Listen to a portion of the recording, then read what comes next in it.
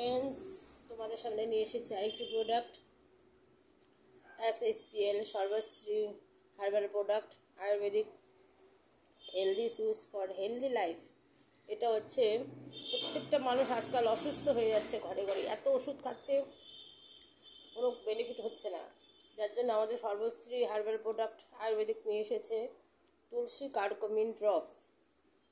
এটা আপনারা সকালবেলা, রোজ দিন সকালবেলা উঠে চা না খেয়ে তার আগে 1 গ্লাস গরম জল নিয়ে, তার মধ্যে উষ্ণ গরম জল নিয়ে 4-5 ফোঁটা, একদম পুরো 4-5 থেকে 6 ড্রপের মতো নিয়ে নেবেন, নিয়ে খেয়ে নেবেন।